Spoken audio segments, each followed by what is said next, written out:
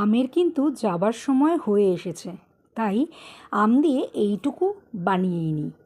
প্রথমেই কড়া গরম করে ঘি নিয়ে নিলাম, 2 টেবিল চামচ ঘি নিয়েছি, 1 কাপ সুজি নিয়ে নিলাম। সুজিটাকে মিডিয়াম ফ্লেমে খুব ভালো করে একদম ব্রাউন ব্রাউন করে ভেজে নেব। আম দিয়ে এই সুজি বানিয়ে একবার না খেলে যেন আমের সিজনটা ঠিক কমপ্লিট হয় না। একবার ইচ্ছেই হয় একটু আম দিয়ে কিছু বানিয়ে খাই। তো চলো, এবার সুজিটা খুব ভালো করে ভেজে নিয়েছি। এবার আমি কিছু ড্রাই ফ্রুটস একটু ছোট ছোট টুকরো করে, মানে ওই আর কি ক্রাশ করে রেখেছিলাম, সেটাকেও এর সাথে দিয়ে দিলাম। ঘি, সুজি আর তার সাথে ড্রাই ফ্রুটস একদম ভালো করে লো ফ্লেমে একটু নাড়াচাড়া করে নিলাম। তারপরে দিয়ে দিলাম একদম 3 কাপ জল। জলটা আমি সবসময় সুজি করার সময় একেবারে দিই, 1 কাপ না, 3 কাপ জল একেবারে মেপে নিই, তারপরে একসাথে দিই। এবার ভালো করে আমি মিশিয়ে নিচ্ছি, কোনো লাম্পস না তৈরি হয়ে যায়, হয় না নর্মালি। এবার দিয়ে দিলাম আমি 1/2 কাপ চিনি।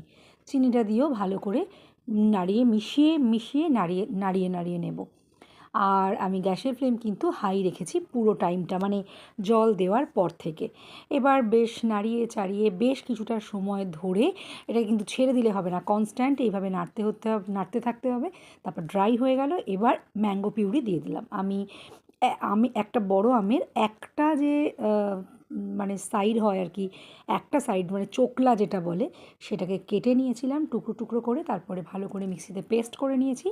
এবার দিয়ে এবারও ড্রাই হওয়া পর্যন্ত খুব ভালো করে একদম নাড়াতেই হবে। যতক্ষণ এইভাবে কনস্ট্যান্ট নাড়াতে থাকবো, তাহলে নিচে ধরে যাবে না, আর ছেড়ে দিলেই নিচে ধরে যাওয়ার 100% চান্স। ব্যাস মোটামুটি রেডি হয়েই গেছে। এবার একটু ঠান্ডা হয়ে গেলেই সার্ভ করে দেবো কাঁচা আম দিয়ে, সরি, পাকা আম দিয়ে।